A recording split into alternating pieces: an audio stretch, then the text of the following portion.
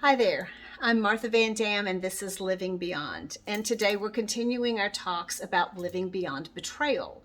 I'm sorry again that you have to be here, but so glad that you are here. Today we're going to talk about 10 things that you can do, to tangible things that you can do right now that are going to help you today deal with those crazy making emotions that you're feeling as a result of this betrayal that you're facing. So I'm going to dive right in really fast because we've got so much to cover, and I want to do it in a way that doesn't make you feel like you're wasting time.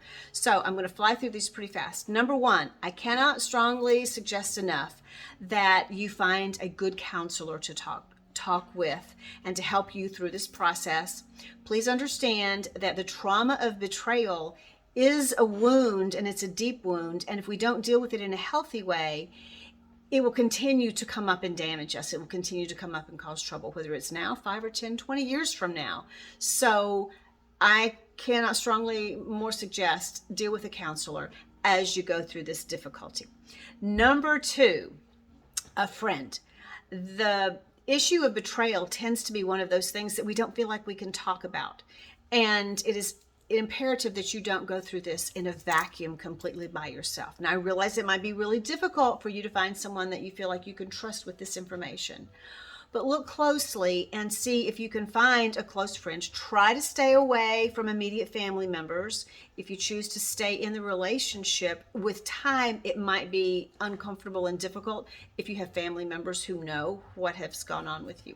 If you cannot find a friend who will sit and talk with you, then look for a support group online or talk with someone. Is there someone like in a church or a synagogue in your community, someone that you can speak with? So we do need you talking to somebody so that you're not bottling up all of the feelings just inside your own head or with your partner. That was number two. Number three, journal. Grab a journal and write as much as you can about what you're experiencing and what you're feeling. A really easy way to do it is to grab just a spiral notebook and try to set aside a little bit of time every day where you write, today I write down what you did, and it's particularly anything that had to do with your interactions with your partner who's betrayed you. And also, another beginning piece of journaling can be, today I have felt, or right now I am feeling, fill in the blank. Write as many of those feelings as you can and write as much about the feelings as you can.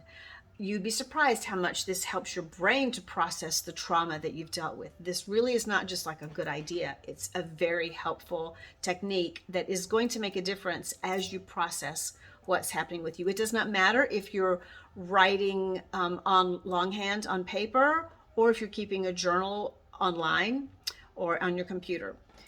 You might want to keep in mind, try to do something that you know will be secure. If you need to keep your journal someplace, or a password on your computer, just keep that in mind. Number four, a thought jar. This can be exceptionally helpful for those thoughts that just keep coming and won't let you go. And all day long, you're trying to focus on life and your work and your kids and having an enjoyable time with something you're trying to do, and the thoughts that just won't stop. So grab yourself a jar. This one has candy from in my office, but just grab yourself a jar and a little pad of paper. And when you find those thoughts that just won't stop coming to your head, go to where you've got your jar, write down on your pad the thought that you're having that won't leave you alone. And there might be more than one, but for each one, on a little piece of paper, write the thought, as in, I can't believe he did this. How will I ever trust him again? I cannot believe she looked at me and lied to me that way. Those kinds of things. Fold it up after you've written it, put it in the jar. There is something very helpful because you're taking an action. When we're thinking, our mind gets into this loop. I think this thought and I feel this feeling. I think it and I feel it. And then I think more about it and I feel it. Stopping that cycle by getting up and doing something, we stop the think-feel cycle by doing. So by writing, you're now doing something, and you begin to help break that cycle. Helps to free you from the thoughts, the incessant thoughts. I'm not saying it's magic. I'm saying it's a piece. and a piece of the puzzle, and can be very helpful. Next one, if you are a person of faith, then prayer will be very important to you, and making sure that you find time to sit alone with your thoughts and your prayers, praying to God, telling the things that are the most hurtful to you, and asking, being sure that a part of your prayer time is not just explaining, but also time for listening. For what do you have for me, God, in this? Where do I go from here? So prayer time. If you are not a person of faith, or even if you are, this next one can be beneficial as well, and that is meditation, mindful meditation, or mindfulness meditation. If that's not something you're familiar with, my favorite way of learning it is through an app. Remember, there's an app for everything, but it's through an app called the Headspace app. So very helpful, because they're all guided meditations in the Headspace app. You're not having just to wonder what to think about or where to put your mind. And you will more than likely find that that is a very, very effective method for helping you deal with these thoughts and emotions that are coming through you. If you find it, if this is new to you, then in the Headspace app, you are able to choose how long of a period of time. You're going to want to choose the smallest amount available. I think it's 5 or 10 minutes, as you're getting used to it. Mindfulness will help your brain learn how better to observe the emotion, observe the thought, but not get sucked into being stuck in it. Very helpful tool. You might find that, especially early on, that mindfulness meditation, you might find it more difficult because you're just so tormented and the emotions are so strong early. So if meditation is especially difficult for you, then the next two things are going to be really helpful. One is get moving. Every day, and I cannot stress this enough, every day find some way to get moving.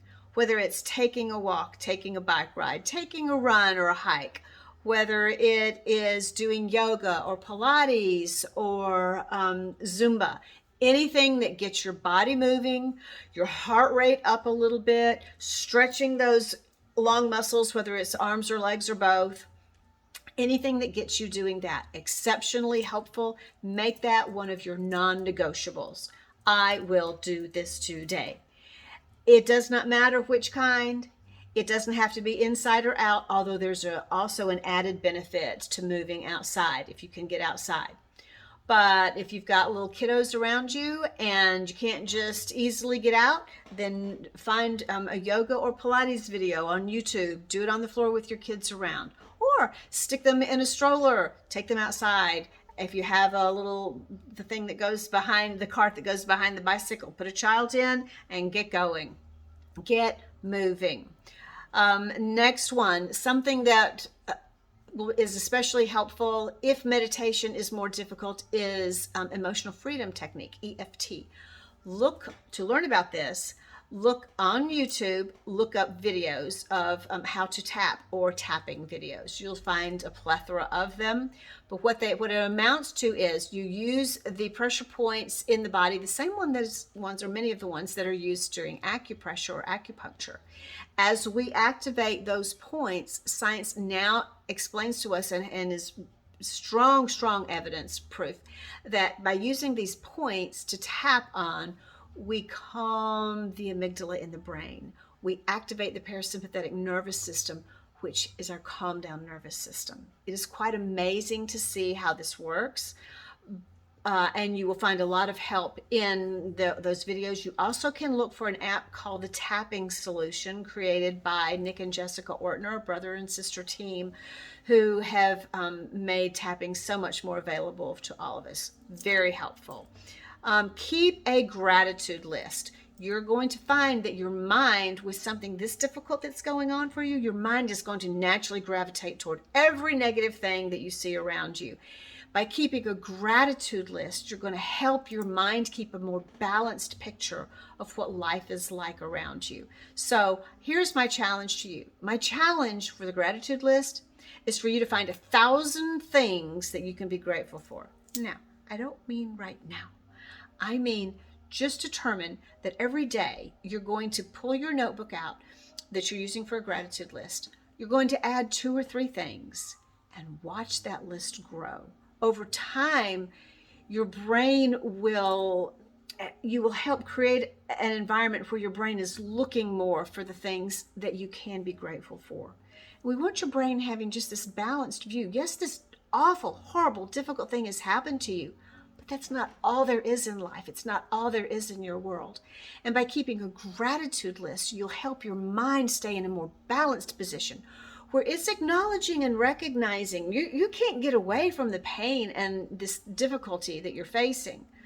But by bringing in and reminding your brain of the other good and wonderful things that are around you, it helps you keep a more balanced picture in your mind of what really is going on around you. And so the 10th thing on our list, making sure that, yes, I've gone over them all. The 10th thing on the list is, and I love this homework. I give it to every one of my clients who's dealing with something like this. And they always enjoy it. And there's a lot of depth behind it. It may sound simple, but it actually is very valuable. I want you every day to do one thing, one intentional thing that has the only and sole purpose of being kind to yourself. So much is contained in this one exercise. Number one, you have to be intentional to come up with something. Number two, you might find that your life has gotten so busy with caring for other people that you've about forgotten what is important to you and what's helpful to you. And we want to open that back up again. Number three, it helps you remind your life, remind you in your mind that there is still good out there. And you can find it. You can do the enjoyable things. And number four, it reminds you that you do have the capability of taking care of yourself, and you are able to choose that is valuable to you. If you had a good friend who just gone through a terrible car accident and they were physically wounded and bruised, what would you do? You would go and do kind things for them. You might take them food. If they're housebound and they can't go anywhere, you might take them a game to play or a book to read. You would go and do kind things for this person that you care for that has had a difficult experience, this accident. They're injured, they're wounded, they're bruised. You are injured and wounded and bruised, only your bruises are inside. They're just not as visible. But you need the same kind of gentle care that your friend, your imaginary friend who's had the imaginary car accident, needs. And so it's up to you to intentionally do that. At the core of this exercise is it really pushes home and validates the idea that we have the power to take care of ourselves. We have power within ourselves to do the things that are going to help us be better, feel better. And so a piece of this doing this one thing, yes, it may sound like you're just doing a nice thing, but way down deep, it is teaching and validating so many things in you. So take it from me. This is your homework. Do one nice thing for yourself today. Do you like flowers? The next time you're at the grocery store, buy yourself a bouquet of flowers. Do you love to walk by the beach or at a park and you never give yourself time to do that? Set aside 15 minutes. That's all, just 15 minutes. More if you have it, but at least 15 minutes to go sit by the park and watch the children play, or get out and go take a walk in the park. Do you like books? Go to a Books A Million or a Barnes and Nobles. Give yourself 30 minutes. Wander around. Pick up books. Look at the ones in the clearance bin. Pick out a book for yourself. And if you have enough time, go sit down and have a cup of tea or coffee and read a little bit. It doesn't have to be something big. In fact, it would get complicated if it is too big. But what is a small thing? Do you enjoy adult coloring books? Carve out a little time for yourself to do that. Has it been a long time since you had a pedicure or manicure? Go get one. What could you do for yourself? Lunch with a friend?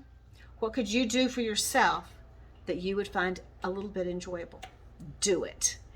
And if anybody asks you, tell them Martha said you have to. It's homework. I'm not going to be silly enough to say, hope you have a great day today, especially after with you listening to this video and know what's going on. But I will say this, create a beautiful moment in your day. You can do that. And as those moments begin to add up, you will experience more of understanding and seeing the preciousness in life, even in the midst of this ugliness. All right, there's your 10 things. Pick some, use some, and please get back in touch with me. DM me on Facebook or Instagram. Leave a message down below here and let me know how this goes for you. Create a beautiful moment in your day, and I'll see you later. Bye-bye.